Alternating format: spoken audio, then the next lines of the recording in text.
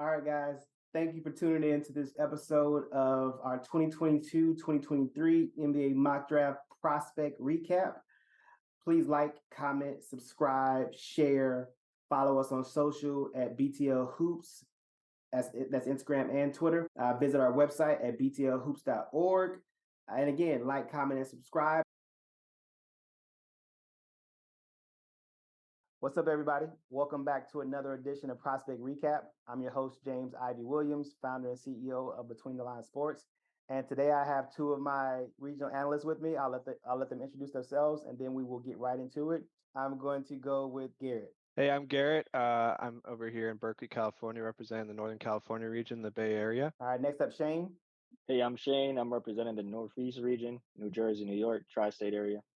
Good stuff, guys. Welcome, guys. And you guys are newbies. This is your first time on Prospect Recap, so I'm happy to have you. Welcome to the show.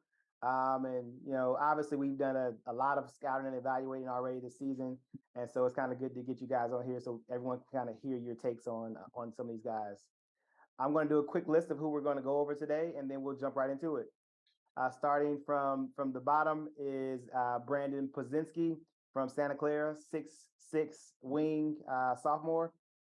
At number 46, we have Eric Gaines from UAB, 6'2" point guard. At number 35, we have Colby Jones, 6'6" small forward from Xavier. At number 11, we have Anthony Black, 6'7" wing / guard from Arkansas.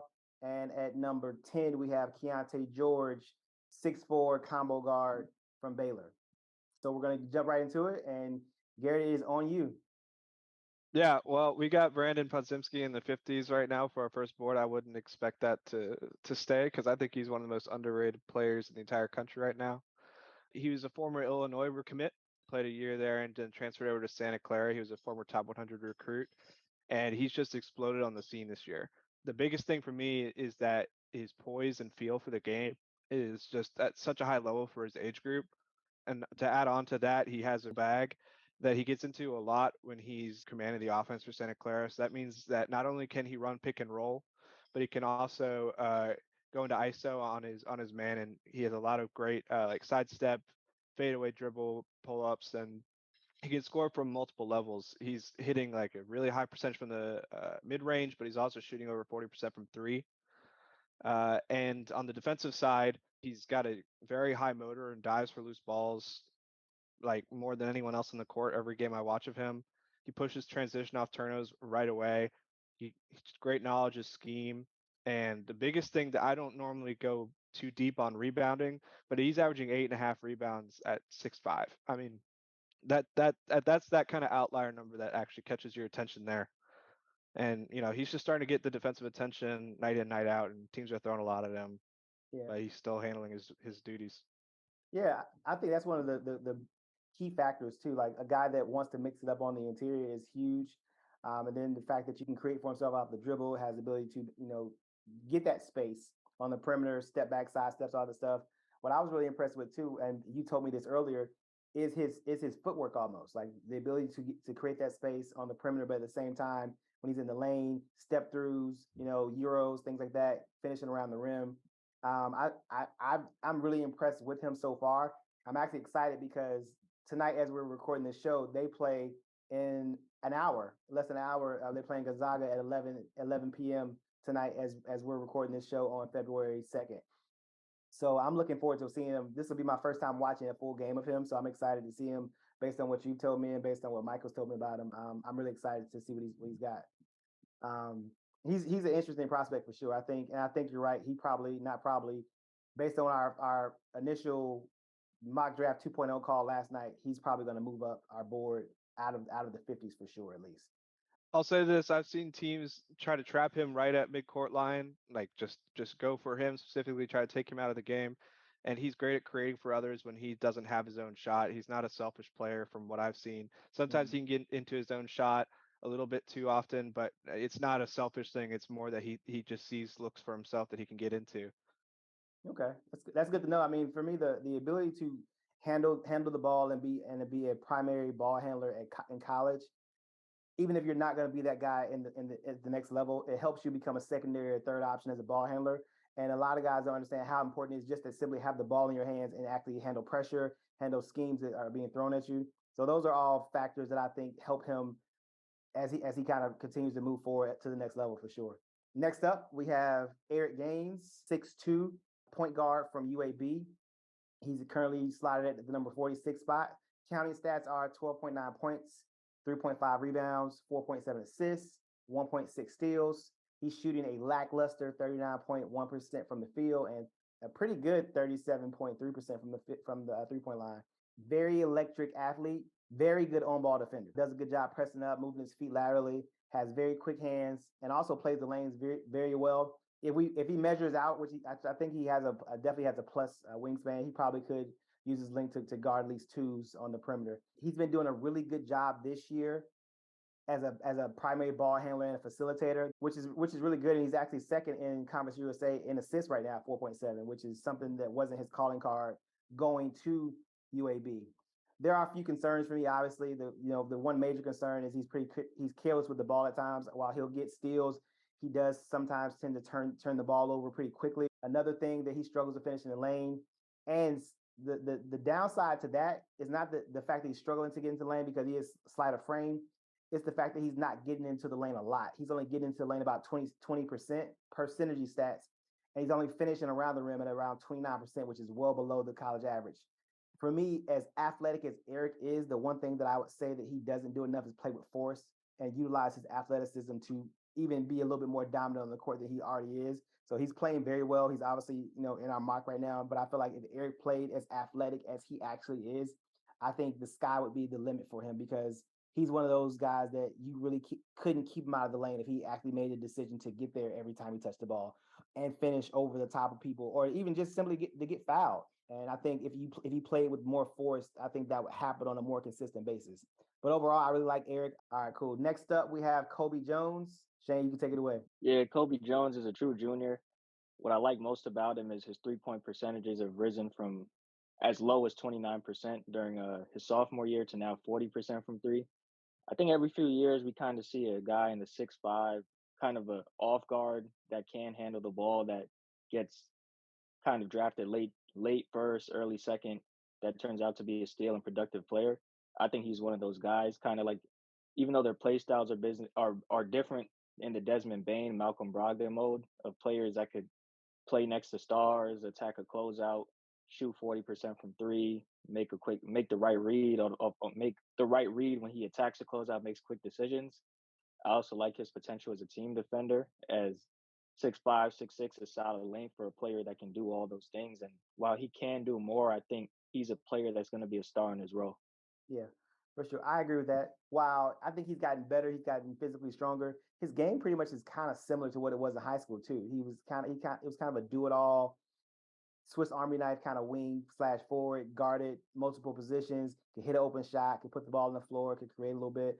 So he's a guy that, while I hadn't tracked him earlier in his career, I'm not surprised to see him where he is right now. I knew he wasn't going to be a one and done or even a two and done guy. So right here where he is, I think based on how he plays, his size, I think this is kind of perfect for him because I think he does fit into a natural role. And I think he's a guy that would understand that and just walk right into it. Cut from the same like cloth as those guys you mentioned earlier, in Desmond Baines and Malcolm Brogdon, the guys like that. They just know how to play basketball. That'll come in and kind of fit right away with the team setting. Next up, we have Anthony Black, 6'7", 200 pounds, currently listed as the number 11 prospect on the BTO Sports Mock Draft. Counting stats for Anthony are 12.5 points, 5.3 rebounds, 4 assists, 1.8 steals, 44.9% from the field, and 32.3% from the 3-point line. Anthony is probably one of the most versatile wing / guards in the current draft class. He can play the 1, 2, and 3 on both sides of the ball, so on the offensive side and the defensive side. I think his unique combination of passing ability, defensive versatility makes him a hot commodity, in my opinion. He can pretty much make every pass as a primary ball handler. But on the defensive side, he gets after it. He'll get up in you. He can switch. He can pressure the ball. He plays the passing lanes. He's a good athlete. I wouldn't say he's a great athlete. Has the ability to create for himself off the dribble, but he is probably more so of a pass-first facilitator that can score when he needs to score. He rebounds well and pushes in transition, looking to create opportunities for his teammates. One thing that I think he needs to work on, obviously, is his 3-point shooting, both off the catch and off the dribble at 32%. The upside is his shot mechanics are pretty fluid, in my opinion. It's more so about shot selection, rhythm, spacing, and all those things. And as we know, as he moves to the next level, there's more spacing and more opportunity. And he won't be the primary focal point with the ball in his hands at the next level. So those shots may come easier. But Anthony's size, I think people want him to be a primary ball handler, be a point guard. I don't see Anthony as a point guard, in my opinion. I see him just as a wing, somebody that can initiate an offense. But I don't think you have to put the ball in his hands primarily for him to be effective on the court. I think he's just a guy that just plays. If he gets the ball, he's going to make the right pass, make the right read. And if he's off the ball, he's going to move well with off the ball. He cuts well. And I think he's just a guy that has a higher IQ. He was a late bloomer too in high school, so he wasn't a top 50, top 100 kid right away. I think the summer of his senior years when he kind of blew up and everyone started recruiting him, and he transferred to Duncanville his senior year, and then the rest is history. Turns into a McDonald's All-American, top 15 person in the class, and now we're looking at him as a lottery pick potentially in this year's mock draft. If you watch him on tape, he doesn't care if it makes him look silly. He'll chase you around the court defensively. He does not give up on plays. I love like the tenacity defensively. Like he makes some freshman mistakes occasionally, like with his containment on drives and stuff like that. Stuff that happens when you're first starting out in college. But I really do like his energy and think that that's just going to translate the more he gets into an NBA development system. I was going to say similarly, I think he's a player who's kind of fits the mold of where the league is going. As like, obviously shooting is the biggest swing skill, but being able to do a lot of things, play different positions, close a game, be able to guard 1 to 3.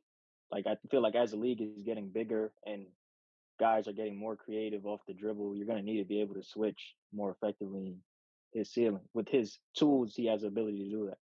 Last but not least, we have Keyonte George, currently listed as the number 10 prospect on our mock draft. Keyonte is a 6'4" combo guard at 185 pounds out of Baylor.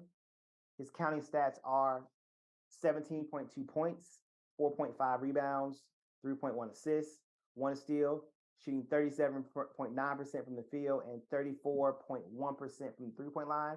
So shooting numbers are very, very similar from the field and from the three-point line, 34 from the three, 37 from the field. He is shooting 80% from the free throw line. His ability to get into the lane in particular is one of his strong points.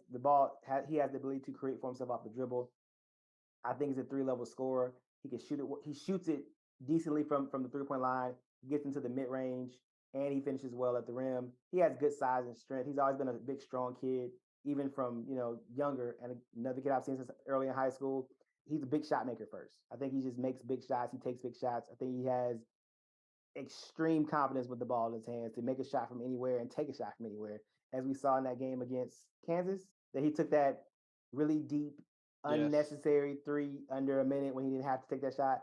Confidence is something that you can't teach. You may have to reel it in a little bit, but but you can't build it. Most guys either have it or they don't. He has the confidence to take and make big shots.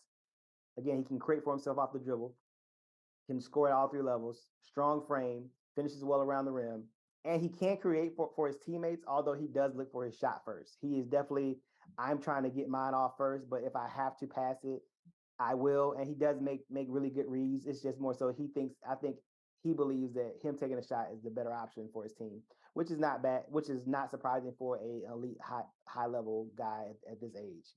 He must improve his decision making overall, though, because I think the tunnel vision does get him in trouble from time to time. He gets caught in the air in the lane, trying to decide if he wants to shoot or pass. Not only unnecessary turnovers, but live ball turnovers which go down to the other side for layups for the other team. He does have poor shot selection, as I said prior, I think, but that's the confidence in him. I think once he kind of realizes where his spots are, I think that those shot selection percentages increase a lot. And then overall, like I said, the carelessness with the ball. I think just he can be a little loose with his handle as well, which sometimes gets him into trouble also. So those are a few things that I think he needs to improve on. But overall, the ability to create and make shots for himself, finishing strong around the rim, and being a 3-level scorer are all things that I think translates to Keyonte at the next level right away.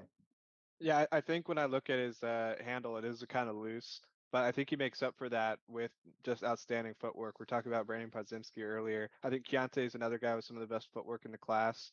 I think that's partially why he has that reputation as a tough shot maker, is because his coaches trust that if he might make the shot look really tough to take, but he gets into it confidently. Mhm. I think his splits, while part of it is the decision making, also reflect the difficulty of the shots he's taking. And I just really, really like the foundation for that he has right now to be a great scorer. The ability to create space when you think there's no space to be created. My mind went right to, I'm a Virginia fan, went right to that Virginia game where he hit this shot that was like a runner floater, where I yelled at the TV, "Why don't you call travel?" And then they show the replay, and his footwork was so perfect that he got the shot off right before he hit the ground on his last step. And Wow. I just was like stunned on the replay. It was something that live didn't look like it should have been good. It's one of those things like it's rare to see, I think, guys this young that have elite footwork always kind of set themselves apart from everybody else because it's not normal. I don't think it's normal to see a 19-year-old, 18-year-old like be elite like that. I think there's a lot of things that we see guys that they can do well, they can dribble, they can shoot it, things like that, length, athleticism.